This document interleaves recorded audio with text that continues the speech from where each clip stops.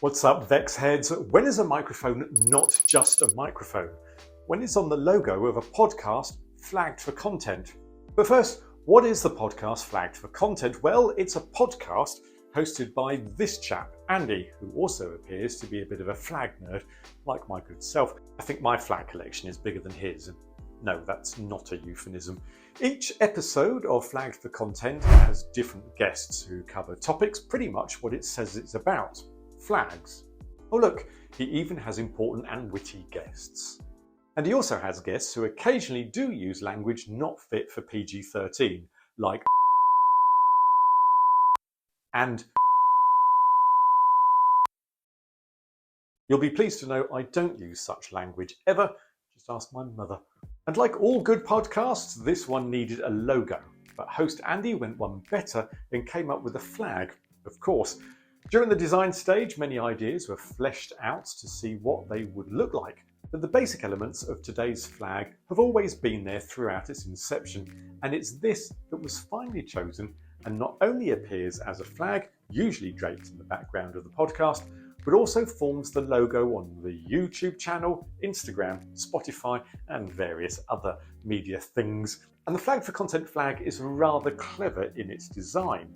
The blue field is taken from the expression going blue in comedy, which apparently is an American expression to mean swearing and telling dirty jokes, as opposed to anything to do with politics in the USA, or a British medical expression for those who are very cold or hard of breathing. Topic took a depressing turn quite quickly. The shade also links to democracy. So it does have a political link then. Only because podcast host Andy asked his listeners to vote on the best version of blue. Ah, right. Get it now. Let's now take the central element. First off, it's not central. It's ever so slightly positioned more towards the hoist than centre. It's the embattled fly, not my words, which gives the impression that it's central when it's not. Cunning.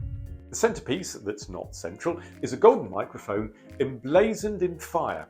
Flame is taken from an inverted 1982 World's Fair logo that was held in the global town of Knoxville, Tennessee, the hometown of Flagged for Content host Andy.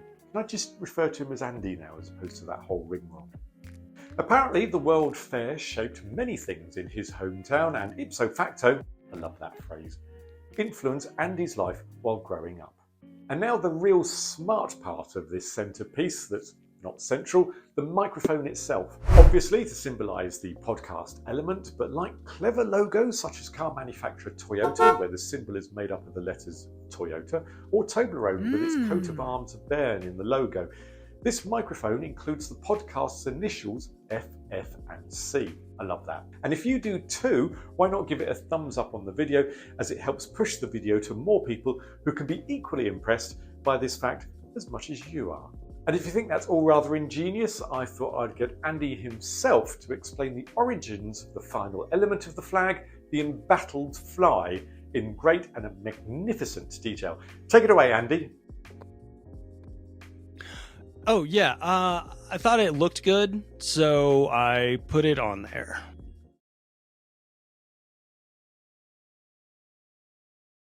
Seriously? Is that it? I've since been told by Andy that he states, conveniently, that the embattled fly now represents the interlocking puzzle of the guest and him trying to piece together the full stories of the flags they're discussing. Why didn't he just start with that in the first place? He's just made it up. I mean, to be fair, that's rather good, but seriously? But to be fair to Andy, the story of the fly is emulated elsewhere in another flag that is very close to home of Flagged for Content podcast host Andy. What? Of course, I was going to shorten it to save time. Yes. But to be fair to Andy, the story of the fly is emulated elsewhere in another flag that is also very close to home for Andy. Was that quicker? Oh, hold on, that's two Andys in one sentence now.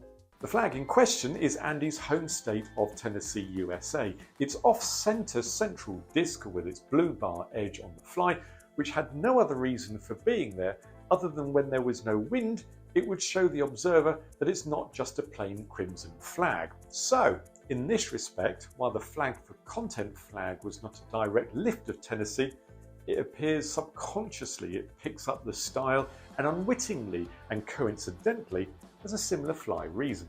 And for that reason, I love this flag even more. I'd love to read your thoughts about this podcast's flag in the comments below, as would host Andy. I'm sure we'll both delve in to see what you think. It's such a brilliant, effective and steeped in meaning flag and fits the podcast perfectly. I'm sure we're going to see this flying over the airwaves for many years to come. For details about Flag for Content, see the link in the description below. And if you check this video out here, I'm in the wrong place, you'll find yourself discovering one of Andy's guests and the flag that they designed. He's seeing you.